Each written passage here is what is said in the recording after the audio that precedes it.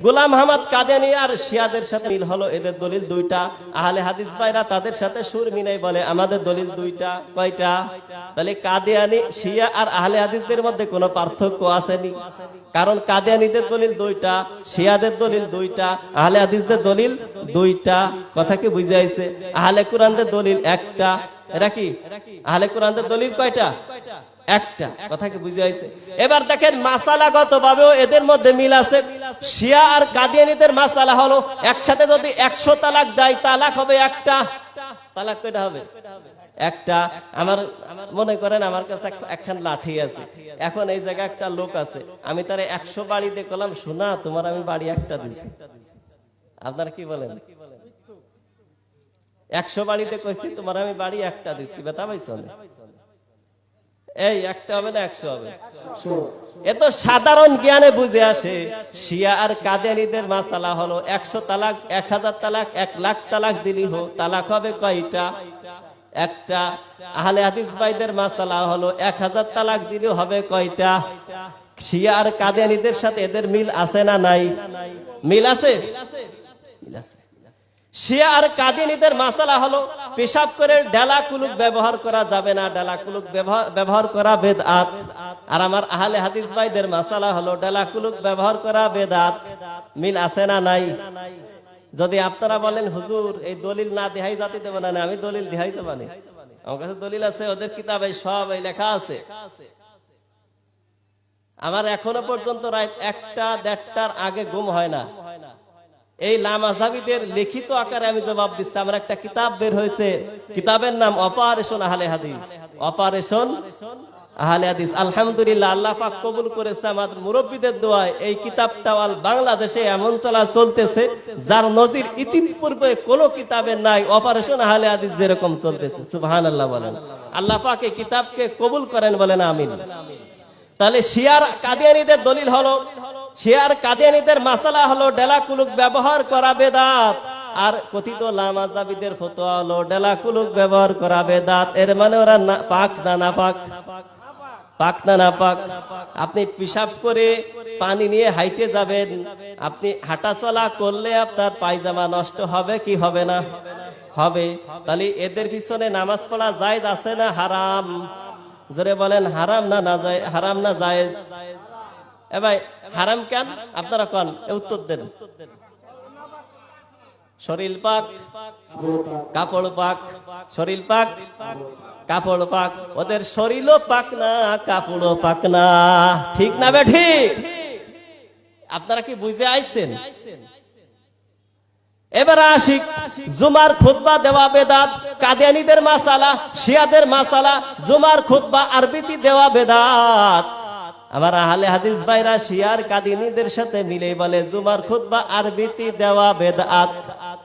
আরবিতে দেওয়া কি? এই জন্য ওদের মসজিদে যাবেন আরবি খুতবা না বাংলা খুতবা?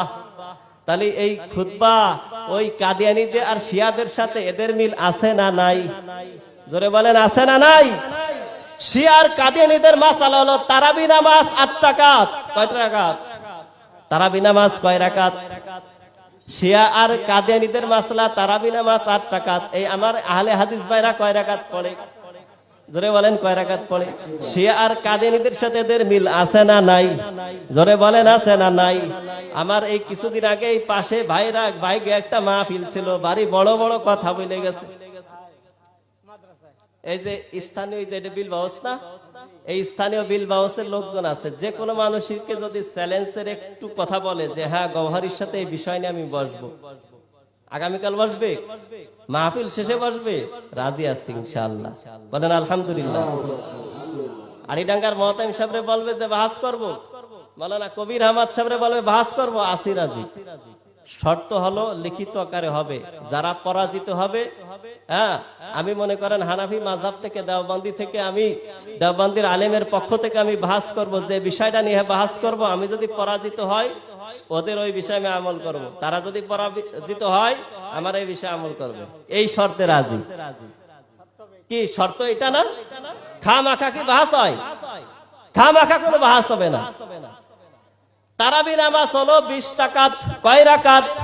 শিয়ারা বলে কয় রাকাত, কাদিয়ানীরা বলে কয় রাকাত? আহলে হাদিসরা বলে কয় রাকাত? নবী আলাইহিস সালামের সাহাবায়ে কিরাম, আল্লাহ নবী ইন্তেকালের পর 1,44,000 সাহাবী জীবিত ছিলেন, সকলের ঐক্যমত্য মত হলো তারাবি নামাজ 20 রাকাত। কয় রাকাত? জোরে বলেন কয় রাকাত? তাহলে আমরা সাহাবীদেরকে মানবো না ধোঁকাবাজীদেরকে মানবো? যাদের মাধ্যমে আমরা দিন পাইছি তাদেরকে মানবো না, যারা কোরআন পড়তে পারে না তাদেরকে মানবো? এদের একজন শায়েখ আছে বর্তমান উপমহাদেশের সব থেকে বড় শায়েখ হলো বিরাদার রাহুল, যে এখনো পর্যন্ত সূরা ফাতিহা পড়তে পারে না। সূরা ফাতিহার মধ্যে 23টা ভুল আছে। কয়টা ভুল? বিরাদার রাহুলকে আমি বাহাসের জন্য নক করেছি তার মেসেঞ্জারে, বাকি ভাই আমি বাহাস করতে গেলে আপনাকে আগে আমার দেখতে হবে, প্রত্যেকটা ঘন্টায় আপনার 10,000 আপনার ভিডিওর ভিউ থাকতে হবে। কয় হাজার? একটা কথা হলো কোন?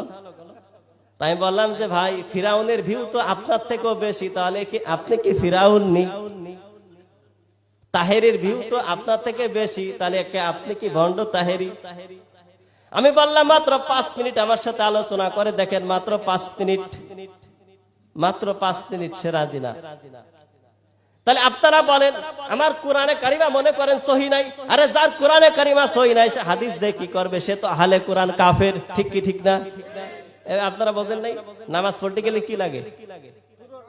সূরা লাগে কি লাগে না? সর্বপ্রথম কি লাগে? সূরাতুল ফাতিহা। ফাতিহা জানো না তুমি হাদিস মারাচ্ছ?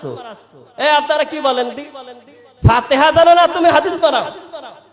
আগে ফাতিহা পড়ো, ফাতিহা সহি করো, এরপরে তুমি হাদিসের দিকে যাও। শুধু তাই নাই, ফাতিহার সাথে আরো কম 4টে সূরা তুমি মুখস্থ করো, যা তোমার নামাজের জন্য লাগে, তাহলে তো তোমার নামাজ সহি হয় না? নামাজ সহি হয়নি ভাই। তাহলে এরা কেমন ফতোয়া দিচ্ছে?